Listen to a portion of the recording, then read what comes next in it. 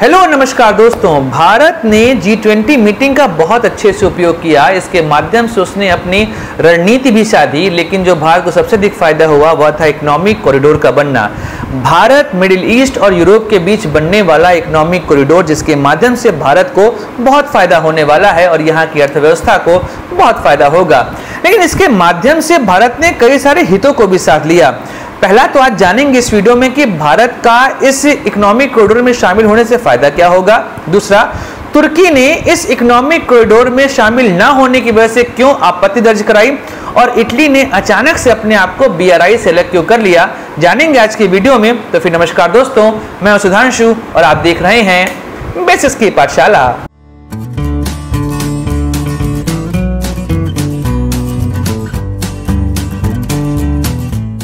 दोस्तों, G20 meeting की समाप्ति के बाद भारत और मिडिल ईस्ट और साथ ही यूरोप, अमेरिका ने मिलकर एक इकोनॉमिक कॉरिडोर की घोषणा करी। यह इकोनॉमिक कॉरिडोर भारत के मुंबई से शुरू होकर पहुंचेगा यूरोप तक। ऐसे में यूरोप के माध्यम से भारत अमेरिका भी ट्रेड कर लेगा, मिडिल ईस्ट में उसकी एंट्री हो जाएगी और साथ ही साथ भारत यूरोप में भी अपने ट्रेड को कर लेगा। अगर आप इस पूरे इकोनॉमिक कॉरिडोर की लेंथ को देखेंगे तो यह लेंथ 6000 किलोमीटर की है। अगर इसके माध्यम से भारत ट्रेड करेगा तो 40% कम समय में भारत अपना सामान यूरोप पहुंचा सकता है। अगर आप यहां पर देखेंगे तो कई सारे देश में शामिल, इसमें भारत, यूएई के बाद सऊदी अरेबिया, जॉर्डन, इजराइल के माध्यम ग्रीस में एंट्री होगी और ग्रीस से सामान पहुंचेगा यूरोप में। तो ऐसे में दोस्तों सबसे पहले जानते हैं कि भारत का इसमें फायदा क्या है।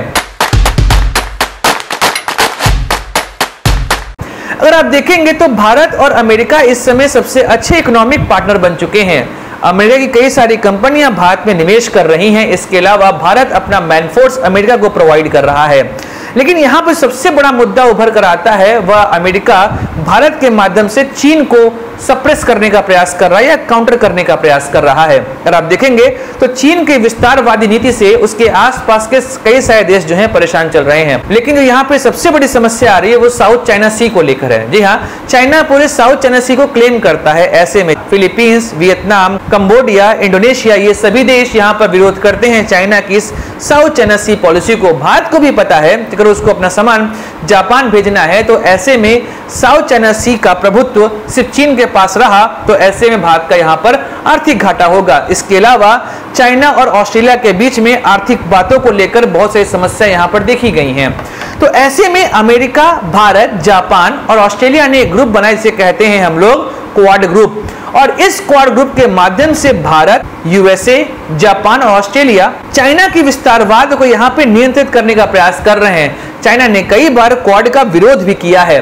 लेकिन आप एक चीज देखेंगे कि अभी तक यूएसए एशिया पैसिफिक वर्ड का यूज करता था। एशिया पैसिफिक में वो देश जो कि शेयर करते हैं बाउंड्री प्रशांत महासागर से। लेकिन हाल के दिनों में जब से भारत अमेरिका का इकोनॉमिक पार्टनर बना है उसके बाद से एशिया पैसिफिक की जगह पे अमेरिका यूज करता है इंडो पैसिफिक। और ये पहली बार हो रहा है कि अमेरिका और भारत इंडो पैसिफिक के साथ साथ मिडिल ईस्ट में भी पार्टनर बन रहे हैं। और इस तरीके से चाइना की विस्तारवादी नीति को यहां पर काउंटर करने का मौका मिलेगा। अब बात करते हैं एक और मुद्दे की कि भारत यूरेशिया नहीं पहुंच पाता है। इसके बीच में पाकिस्तान अड़ंगा डालता है। भारत का ईरान से भी संबंध जो है थोड़ा सा खट्टा मीठा रहा। भारत ने जब चाबहार पोर्ट बनाया उसके बाद अमेरिका ने ईरान पर प्रतिबंध लगा दिया था। तो ऐसे में भारत चाबहार पोर्ट के माध्यम से यूरेशिया में एंट्री करना चाहता था, रूस के साथ ट्रेड करना चाहता था। लेकिन यहां पर समस्या आ गई। तो ऐसे में जब ये इकोनॉमिक कॉरिडोर बन जाएगा तो भारत के लिए यह प्रॉब्लम सॉल्व हो जाएगी। वो यहां पर UAE, Saudi Arabia, Jordan, Israel के माध्यम से मिडिल ईस्ट और मध्य एशिया में एंट्री कर सकता है और ट्रेड कर सकता है। ऐसे में पाकिस्तान का अड़ंगा यहां पर समाप्त हो जाएगा। इसके अलावा अगर आप देखेंगे तो भारत और यूरोपियन यूनियन के बीच में संबंध लगातार सुधरते जा रहे हैं। ऐसे में यूरोपियन यूनियन भी चाहता है कि भारत उनका आर्थिक साझेदार बने, जिसका फायदा यूरोप को और भारत दोनों को हो। इसके अलावा भारत यहां पर चाहता है BRI प्रोजेक्ट को काउंटर करना।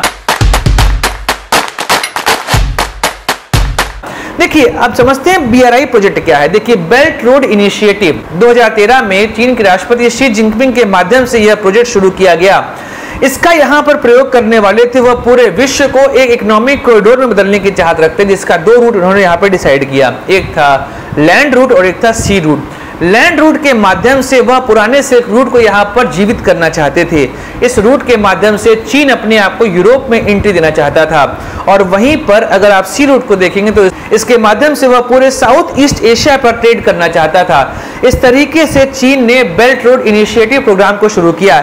इसी प्रोग्राम का एक और सेगमेंट है CPEC, China Pakistan economic corridor. ऐसे में CPEC पास हो रहा है POK से, जो भारत का क्षेत्र है, जिसको लेकर भारत ने अपनी आपत्ति दर्ज कराई थी। इस बात को लेकर भी भारत यह चाहता था कि BRI प्रोजेक्ट को कैसे भी यहां करके काउंटर किया जाए। तो इस वजह से भारत मिडिल ईस्ट और यूरोप के बीच में यह इकोनॉमिक कॉरिडोर चाइना के लिए एक बहुत बड़ी समस्या पैदा करेगा।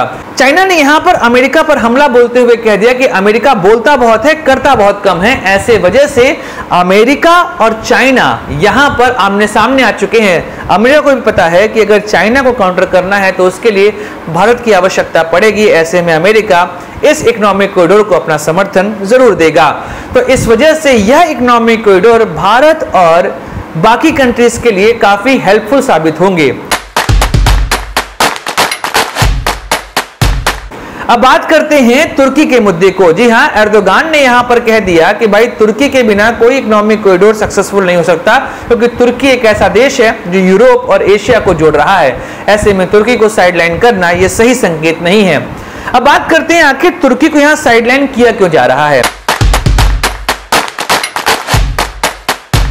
सबसे पहला मुद्दा है तुर्की का चीन से नजदीकी। जी हां, BRI में अगर आप देखेंगे तुर्की और चीन हमेशा एक जैसी ही बातें बोलते हैं। भारत विरोध में यह दोनों देश सबसे पहले आगे रहते हैं। ऐसे में अगर इस इकोनॉमिक कॉरिडोर को भारत ने शुरू किया था तो वह तुर्की को तो इसमें शामिल नहीं कराएगा। ऐसे में चीन से बहुत नजदीकी होने की वजह से भी तुर्की को यहां पर शामिल नहीं किया गया। देखिए, तुर्की इसलिए इसमें शामिल होना चाह रहा है क्योंकि प्रेजेंट टाइम में उसकी इकोनॉमी ध्वस्त हो चुकी है। ऐसे समय में तुर्की को पता है कि इस इकोनॉमिक कॉरिडोर से उसको फायदा होगा। अगर तुर्की को यहां पर शामिल नहीं किया गया तो उसके लिए यहां पर सबसे बड़ी समस्या पैदा हो जाएगी। इसके अलावा तुर्की के अंदर इस्लामिक देशों को कंट्रोल करने की भी चाहत है। वह पुराने समय के ऑटोमन एम्पायर का यहां पर उदाहरण देने की कोशिश करता है कि जैसे में ऑटोमन एम्पायर एक समय मुस्लिम ब्रदरहुड का केंद्र हुआ करता था, ऐसे ही तुर्की होना चाहता है। इधर आप देखेंगे सऊदी अरेबिया का प्रभाव इस्लामिक देशों में बहुत बड़ा हुआ है। इस प्रभाव को भी काउंटर करना चाहता है। इधर इजराइल और सऊदी अरब के बीच संबंध भी सुधर रहे हैं और यह इकोनॉमिक कॉरिडोर इजराइल और अरब के बीच में संबंध सुधारने का बहुत बड़ा हथियार साबित होगा। देखिए, यूएई के अलावा इजराइल को लेकर अभी किसी भी गल्फ कंट्रीज के बीच में आपसी सहमति नहीं बनी है, लेकिन इस इकोनॉमिक कॉरिडोर की वजह से अमेरिका यह चाहता है कि सऊदी अरब और इजराइल पास पास आ जाएं और इस वजह से इजराइल को G20 में शामिल करने का प्रयास होगा। तो तुर्की इसका भी विरोध कर रहा है। इसके अलावा तुर्की का ग्रीस और साइप्रस के साथ विवाद भी बहुत तगड़ा है। कई बार तो भूमध्य सागर को कंट्रोल करने को लेकर ग्रीस, साइप्रस और तुर्की के बीच युद्ध होते होते बचा है। ऐसे में तुर्की को पता है कि उसका इकोनॉमिक घाटा बहुत बढ़ जाएगा। इस वजह से एर्दोगान चाहते हैं कि वह इसमें शामिल हो। इस वजह से आपने नोटिस किया होगा कि यूनाइटेड नेशन के सिक्योरिटी काउंसिल के परमानेंट मेंबर के फॉर्म में तुर्की ने भी भारत का सपोर्ट कर दिया है। ऐसे में वो चाह रहा है कि भारत का सपोर्ट अगर वह करेगा तो भारत हो सकता है इस इकोनॉमिक कॉरिडोर में उसको भाग बना ले। इस वजह से तुर्की के अपने यहां पर मुद्दे चल रहे हैं। अब बात करते हैं इटली की। जी हां, जॉर्जिया मेलोनी जब से आई है तब से वह चीन के ऊपर भड़की हुई हैं। तो यहां पर जैसे ही इटली भारत आता है G20 समिट के लिए और यहां पर इटली और भारत के बीच में वार्ता होती है, इसके बाद ही इटली ने कह दिया कि वह BRI प्रोजेक्ट से अलग हो रहा है। अब बात करते हैं ऐसा हुआ क्यों इटली शामिल हुआ और क्यों अलग हो रहा है। देखिए, इटली शामिल हो रहा था इस वजह से क्योंकि यूरोप में मंदी चल रही थी और यूरोप की मंदी का प्रभाव इटली पर बहुत पड़ा था। ऐसे में इटली को विदेशी निवेश की आवश्यकता थी और यह विदेशी निवेश उसे चीन प्रोवाइड कर रहा था। तो ऐसे में चीन का यहां पर हेल्प बढ़ गया। तो इस वजह से इटली को लगा कि अगर वह BRI में शामिल हो जाएगा तो चीन का निवेश यहां पर बढ़ जाएगा, जिससे इटली की आर्थिक हालत जो है वह सुधर जाएगी। इस वजह से इटली यहां पर शामिल हो गया। लेकिन जब इटली ने देखा कि चीन अपने कर्ज के जाल में आसपास के देशों को फंसा रहा है, इसमें दो सबसे बड़े एग्जाम्पल बाल्टिक कंट्री के लातविया और एस्टोनिया के यहां पर आ गए। तो ऐसे में इटली को लगा कि अगर हम चीन के साथ लोन और कर्ज की चीजें यहां पर शुरू करेंगे तो हो सकता है आने वाले समय में हम लोग भी यहां पर कर्ज के जाल में फंस जाएं। ऐसे में इटली को लगा कि चीन के इस प्रोग्राम से अलग होने में ही फायदेमंदी है। अब एक चीज और देखेंगे, चीन जो है यूरोप के अन्य देशों के साथ भी ट्रेड करता है और इटली के साथ भी ट्रेड करता है। अगर आप देखेंगे तो वो देश जो कि BRI प्रोजेक्ट का पार्ट नहीं है, जो यूरोप में आते हैं और उनका यहाँ पर चीन से ट्रेड चल रहा है और BRI में शामिल हुए बिना भी उनको ट्रेड में अच्छा खासा फायदा है। इटली BRI में इसीलिए शामिल हुआ क्योंकि इटली को लगा कि उसको यहाँ पर फायदा अधिक होगा, लेकिन बिना BRI में शामिल हुए भी बाकी देशों को अच्छा फायदा हो रहा है, तो ऐसे में इटली BRI का पार्ट क्यों बने? तो इस वजह से भी इटली यहाँ पर अपने आप को BRI से अलग कर रहा है। यहाँ पर एक और सबसे बड़ा मुद्दा सामने आ रहा है, वह है यूक्रेन और रूस के बीच होने वाला युद्ध।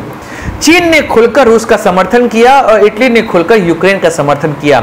ऐसे में जॉर्जिया मेलोनी का यह कहना कि वर्तमान समय में चीन के साथ हमारे संबंध सही नहीं हो सकते, क्योंकि जिस तरीके से रूस का खुलकर चीन यहां पर समर्थन कर रहा है, ऐसे में यह मानवता के विरोध में है। इस वजह से भी यहां पर इटली अपने आप को BRI से अलग कर रहा है। एक और जो बात यहां पर आती है वह है G7। जी हाँ, G7 की मीटिंग होनी है इटली में। ऐसे में इटली ये नहीं चाहता कि वह यहाँ पर अलग थलग महसूस करे, क्योंकि G7 देशों में अकेला इटली ही है जो BRI में शामिल है, तो इस वजह से भी इटली चाहता है कि वह अपने आप को यहाँ पर अलग कर ले। तो दोस्तों, यहाँ पे हमने चर्चा करी इंडिया, मिडिल ईस्ट और यूरोप के बीच बनने वाले इकोनॉमिक कॉरिडोर की, कि इसका भारत के लिए क्या सामरिक महत्व है, तुर्की ने क्यों इसका विरोध किया और इटली क्यों अपने आप को BRI से अलग कर रहा है। अगली वीडियो में दोस्तों किसी और मुद्दे पर चर्चा करेंगे। इजाजत दीजिए अपने दोस्त सुधांशु को, तब तक लाइक करिए, सब्सक्राइब करिए इस चैनल को। जय हिंद, वंदे मातरम, भारत माता की जय।